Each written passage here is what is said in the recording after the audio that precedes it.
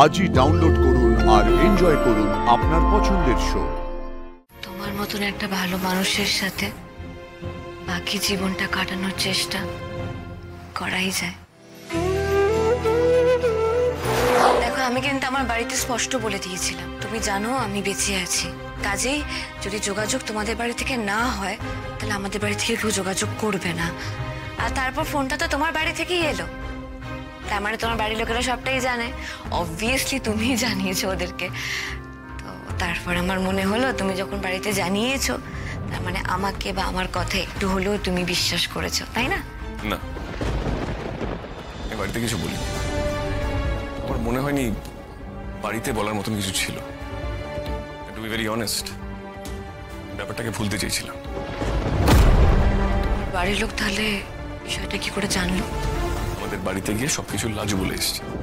লাজু তোমার বাড়ি থেকে সব বলে এসেছে? কই, আমাকে তো কিছু বলেনি ও। তোমার কাছেও বোকা খাবে সেই ভয়ে হয়তো বলেনি। সরি অনুভব, রিয়েলি সরি যে তোমাকে এইভাবে জোর করে এখানে নিয়ে আসা হয়েছে। আমি বুঝতে পারি কারোর উপর জোর করলে তার কি ফিল হয়, কারণ একটা সময় আমার উপর জোর করা হয়েছিল।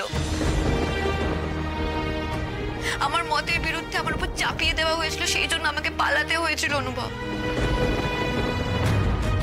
আমি চাই না তোমাকে সেই পালিয়ে যাওয়ার দিকে ঠেলে দিতে।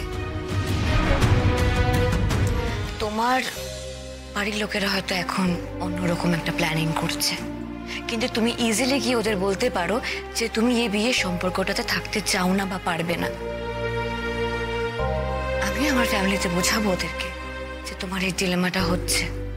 তারপর হয়তো আমাদের কিছু আইনি পথ বেরোতে হতে পারে, তবে সেটা ভালো। কেন, তোমার নিজের মনের মধ্যে সব দ্বিধা মিটে গেছে?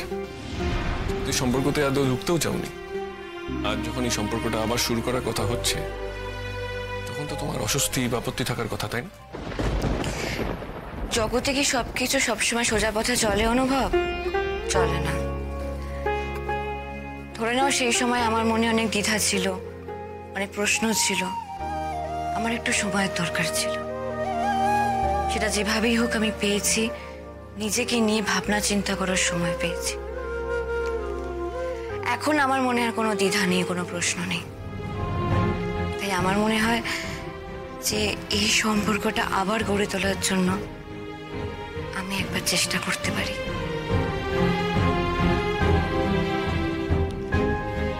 মনে হচ্ছে তোমার মতন একটা ভালো মানুষের সাথে বাকি জীবনটা কাটানোর চেষ্টা করাই যায়।